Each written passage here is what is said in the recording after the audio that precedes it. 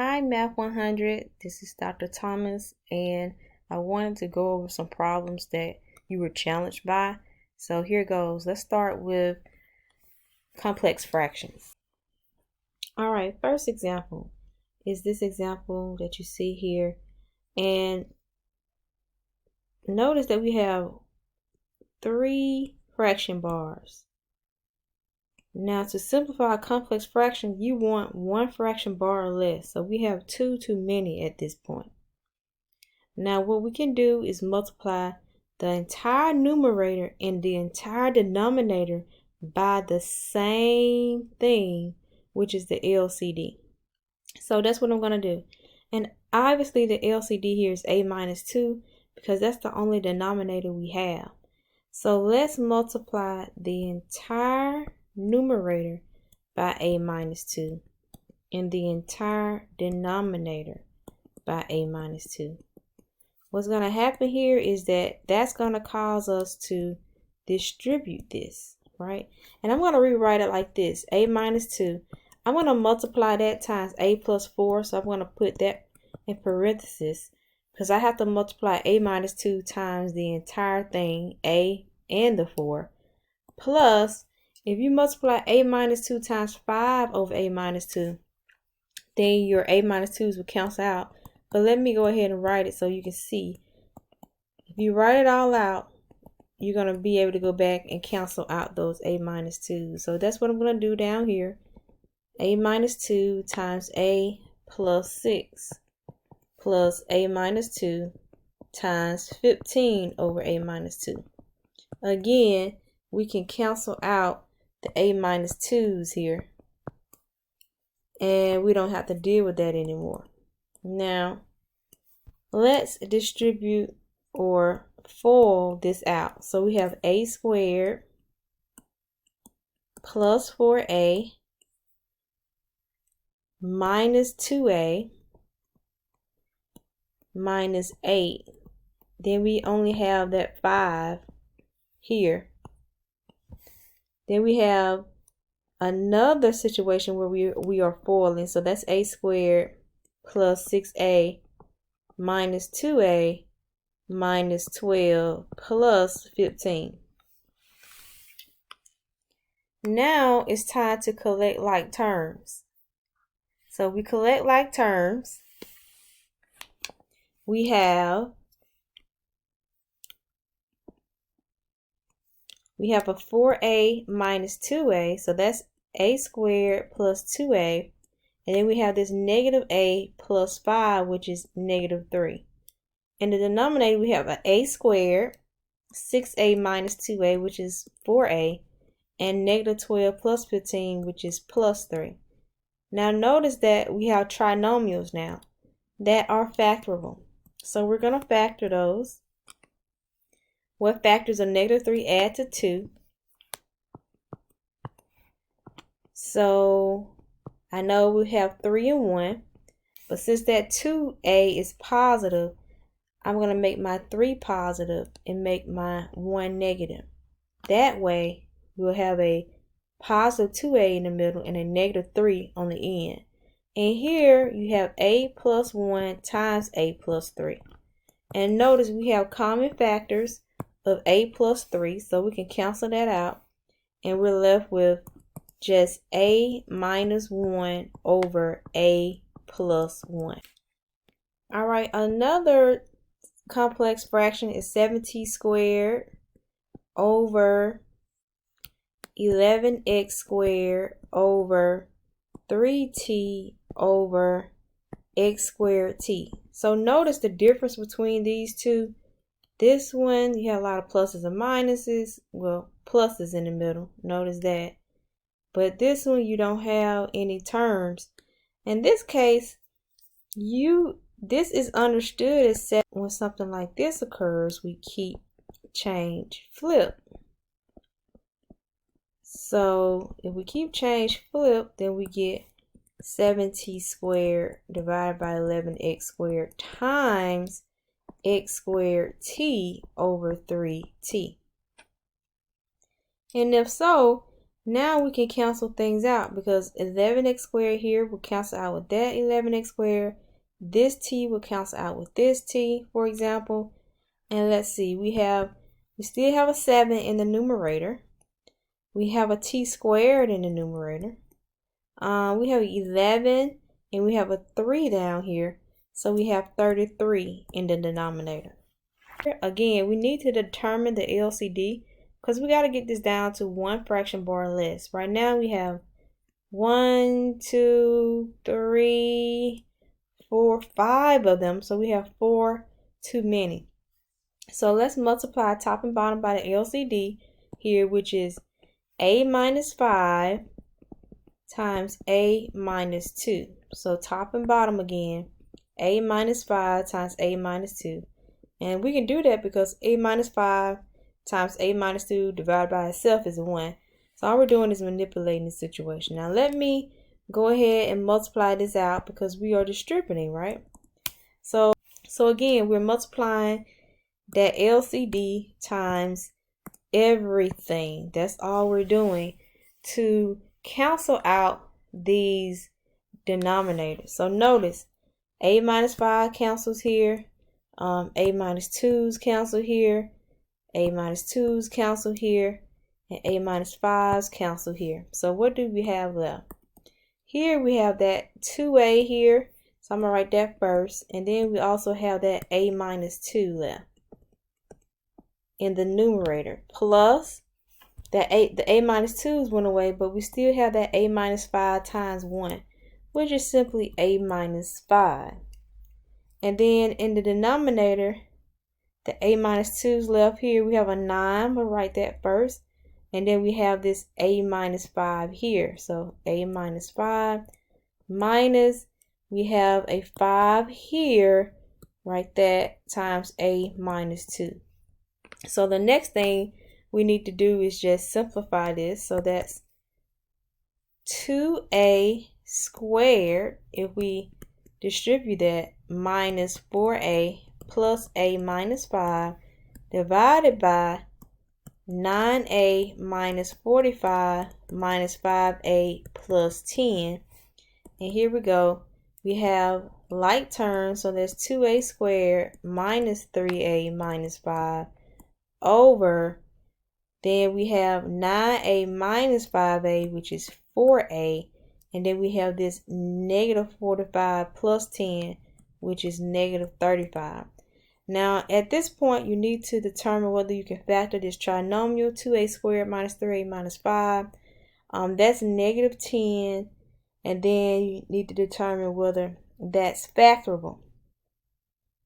So we have negative 10, factors of negative 10, 2 and 5. Is it possible that, so if I make that a negative 5, then we get that negative 3a in the middle. So 2a squared, but notice, really I know that we could just stop here, but I'm showing you that you do need to, if you don't see that the bottom is not even factorable, so this is not going to affect it. If the numerator is factorable, it's not going to affect anything because the denominator is not factorable. But I'm going to go ahead and show you that the numerator was factorable, but it doesn't matter in this case if we factor it, but I'm just showing you that you can factor it. So you can take an a out of the first, 2a minus 5 plus 1 times 2a minus 5. So you could write this as, or this is another way you could write it, 2a minus 5 times a plus 1 over 4a minus 35.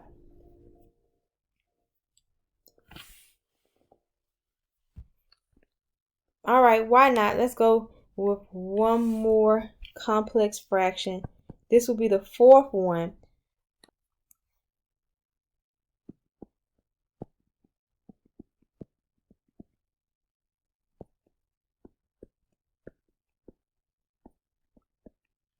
Now, in this case, notice that our denominators are factorable.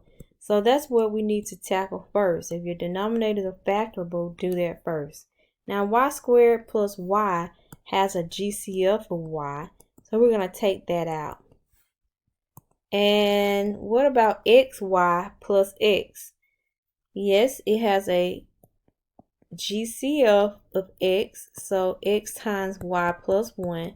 So it looks like to me the LCD, we have an x, we have a y, we have a y plus 1 going on here. So our LCD is x, y plus 1. So that's what we're going to multiply everything by. So I'm going to take a little shortcut here and just put it here. X, y times y plus 1. X, y times y plus 1. And we'll come back and cancel things. And then what can we cancel out here? Well, in the very top, we can cancel out the y's here. And we can cancel out the y plus 1. Leaving us with just this 2 here. And what else? Hiding there is an x. Then you go over to the right. Your x cancels. Your y plus 1 cancels. But you're left with that 2 and that y here. Let's go to the denominator. The x cancels here. The y plus 1 cancels. And you're left with 1y, which is just y, minus the y's cancel, the y plus 1's cancel, and you're left with minus x. Now, you can factor the numerator, notice. The numerator is factorable. It has a GCF of 2. So you can take that 2 out. And notice that the x minus y and the y minus x are opposites. Notice that x is positive in the numerator, is negative in the denominator. The y is negative in the numerator, but positive in the denominator, which means that we can cancel out this the opposites here, provided that we replace it with a -1. So yes, we can cancel this out, provided we replace it with a -1. So 2 times -1 will give us our final answer of -2. Let's go to another concept. Let's go to radicals, right? Let's talk about radicals.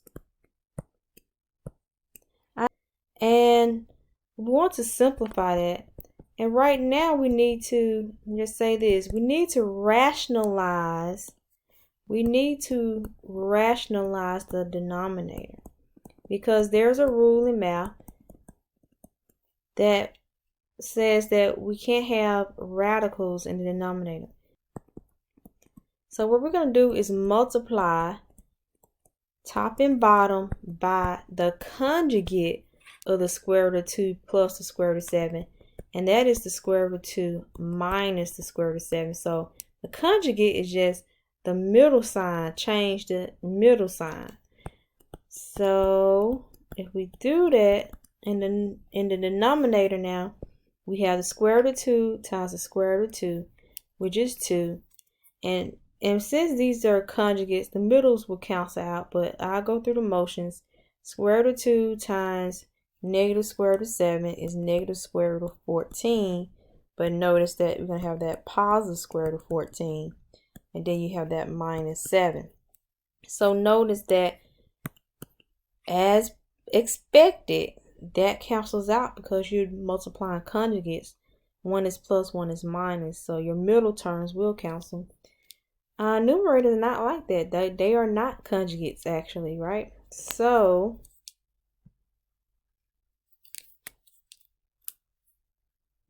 we are going to FOIL.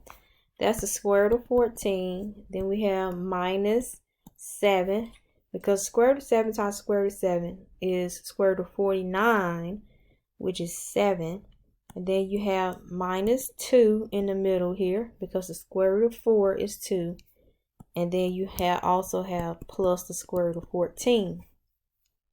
Now, you could add these two, right? These are actually like terms because they have the same thing under the radicals.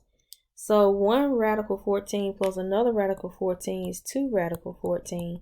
Then you have that -9 over 2 minus 7, which is negative 5. So your answer could be written as negative parenthesis 2 radical 14 minus 9 over 5, or it could be written as negative 2 radical 14 plus 9 over 5, or it could be written as negative right beside that fraction bar 2 radical 14 minus 9 over 5. So a lot of different ways it could have been written. All of these mean the same thing. Now here you have a radical equals a radical. So simply to get rid of those radicals, we simply just need to square both sides. That way the radical goes away and you have 6 times x plus 7 equals 8x minus 42. Now it's just a simple linear equation, right? So you're just solving for x basically. And now you multiply, you distribute that, you get this. We want to subtract 6x from both sides so that we can get it over here. That cancels that out. We have 42 equals 2x minus 42. And then we're going to add 42 to both sides. That cancels it out from that side. So we have 2x equals 84. And if we divide by 2, we get x equals 42. Now, for radical equations, and I didn't say this, if we have radical equations, we must check for radical equations. So what I mean about checking the answer is, instead of an x, we're going to replace the original problem. We're going to replace the x's with what we are claiming is the solution to see if the left side equals the right side. And if we plug in, didn't do that right. If we plug in 42 here minus 42, then we put this in our calculators, what's going to happen is we have square root of 294 on the left side and the square root of 294 on the right side. That's a true statement, and because that's a true statement, then we know that x equals 42 is our solution. And our quadratic formula is x equals negative b plus or minus square root b squared minus 4ac all over 2a. Alright, so let's say that we were told we needed to solve 7x squared plus 4x minus 1 equals 0. First thing you need to do is identify a, b, and c, right? So a here is 7, b is 4, and c equals negative 1. So where did that come from? Well, it comes from the quadratic, standard form of the quadratic. So we're getting those coefficients and those constants for a, b, and c. Now, let's put those values into our quadratic formula. So we have negative, our b we said was 4, so negative 4 plus or minus the square root of b again, 4 squared minus 4 times 7 times negative 1, all divided by 2 times a, which is 7 here. Then we have negative 4 plus or minus. Let's break down what's under that radical. 4 squared is 16. And notice that we have two negatives right next to each other, so that turns to a plus sign, not a negative. 4 times 7 times 1 is 28 divided by 14. That is negative 4 plus or minus square root of 16 plus 28 is now 44. Now this is where most people get into a little trouble, is simplifying the radical here. The radical has a square root of 4, so we really do need to separate that square root, perfect square. So we have the square root of 4 here, so that's negative 4 plus or minus 2 radical 11 over 14. And when this happens, when you have a number that can divide in that number, and this number at the same time, then this can be reduced. Notice that all three of these numbers can be reduced by 2. So you do need to go one step further and divide all of these by 2, so that 2 goes in here 1 times, and 1 times radical 11 is just radical 11, and 2 goes in 14 7 times. And there are 2 different ways to write this, right? Negative 2 plus radical 11 over 7, and the other way is negative 2 minus radical 11 over 7. And I'm pretty sure in web design you have to write those separately and separated by a comma. So you might have to write this and this, right? Separated by a comma. There is no plus minus symbol.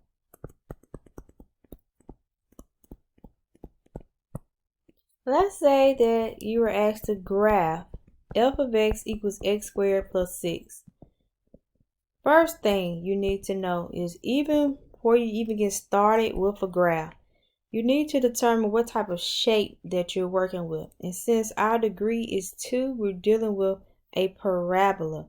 So if your degree was 1, you're dealing with a line, a linear equation. If your degree is 2, you're dealing with a quadratic equation, which results in a parabola, a U-shaped graph, okay? So you could draw a t-table. We usually put x and y, but since this is our y now, we're going to use f of x. Plug in numbers like negative 2, negative 1, 0, 1, 2. Once you get past a linear equation, you need to plug more points in. 3 points were okay for linear equations. Anything after that, cubic functions, quadratic functions, and so forth, you need more points to have more of an accurate depiction of what's going on. And you want diverse points, right? You want negative and positive points. Now, if you plug in a negative 2 into this function, that would be negative 2 squared plus 6, right? We're replacing all of the x's with negative 2. So we have 4 plus 6, which is 10. You have negative 1 squared, for example, plus 6. That's 1 plus 6, which is 7. And so on and so on. And I'm just going to draw a graph. I'm not going to use a ruler or anything for this one. Just going to freehand it. Hopefully it comes out okay. So we have our y-axis, we have our x-axis, and we're going to plot points like this. Negative 2, 10. So negative 2, we got to go over to the left. And then I'm going to draw one more little red mark in here. Negative 2, 1, 2, 3, 4, 5, 6, 7, 8, 9. Somewhere up here. Let's just say it's somewhere up here. Negative 1, 7. 1, 2, 3, 4, 5, 6, 7, 0, 6. Let's put it here. 1, 7. Let's put it. Let's put it here. And 2, 10. So notice that the shape is looking like a U, and it's really best to know that so you don't draw something like a V, right? So you need to know that if you're dealing with degree 2 a quadratic function, then it's a U, not a V. And if we talk about domain, for example, domain are all the x values. It's going continuously to the left, it's going continuously to the right, and so it's going to cover this entire x-axis. So therefore the domain is from negative infinity to positive infinity. However, since the range is the bottommost point to the topmost point on the y-axis, notice on the y-axis it starts at 6 and continues going up, right, to positive infinity. And I'm thinking we're missing something. because this would be simply 3 over x plus 2. The denominators are the same, so all you're doing is combining the numerators for that particular problem. So this is a simplify. I'm pretty sure this was just add. Okay, this, the number 2, is simplify. So here we're going to have to factor. So that's 3, take a 3 out, y cubed plus 27. And notice that the denominator is not factorable. There are no factors of 9 that add to -3. However, notice that this is a cubic here, right? This part here is cubic. So we can factor that a little bit more. And the formula for that is a cubed plus b cubed equals a plus b times a squared minus ab plus b squared. That formula will be on the final exam, so you don't have to worry about that. You do need to know how to break down y cubed plus 27. You do need to know to find the cube root of both of these. For example, we'll be dealing with y, and then we'll be dealing with 3 as our b, because 3 cubed is 27. So please don't use these numbers here. You break it down into its perfect cube. So the factors would be y plus 3 times y squared minus 3y plus 9, because b squared is 3 squared. Which now makes sense because this problem has something that was not factorable in the denominator, but it actually cancels with a factor in the numerator. So your final answer would be 3 times y plus 3 in this case, or you could multiply that out if you wanted to, 3y plus 9. So x times what will give you 2x squared? X times what will give you 2x squared? 2x. So we put 2x above its like term. As you can see, this is x to the first power, this is x to the first power. So we're just lining things up, lining like terms up. Now we need to multiply everything that we just placed up here times everything over here. So you might have to write it out over onto the side and distribute that, or you can, if you can, try to do that in your head, right? Try to do that in your head. What is 2x times x plus 1? It is 2x squared plus 2x. Then we need to change our signs. That, and this cancels out. Negative x minus 2x is negative 3x. We always bring down our next term. Then we start over. We look at this again, but now we're looking at this. So everything that's down here, that's what we're comparing. What times x is negative 3x? What times x is negative 3x? So that's negative 3. So now we need to multiply negative 3 times x plus 1. That gives us negative 3x minus 3. And notice everything cancels out. So we get a 0 remainder. Our answer is 2x minus 3. We're going to solve equations by factoring. So if you have a problem like x squared minus 17x plus 16, there are 4 steps that you have to memorize, and you can't get around memorizing these 4 steps. First, make sure everything is on one side. Notice that's already done.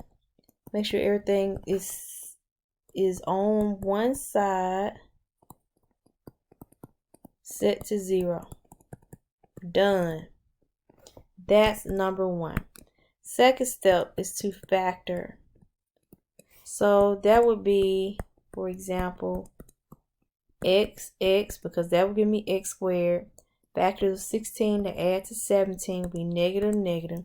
set each factor to 0. Set each factor to 0. So x minus 1 equals 0, or x minus 16 equals 0. And then that's really number 3. And then your last step is to solve for the variable. Okay, and in this case, it's solve for x. So x equals 1 or x equals 16. Those are the solutions to this problem. Well, I hope I have addressed all your challenging problems, and I hope that you do really well on the final exam.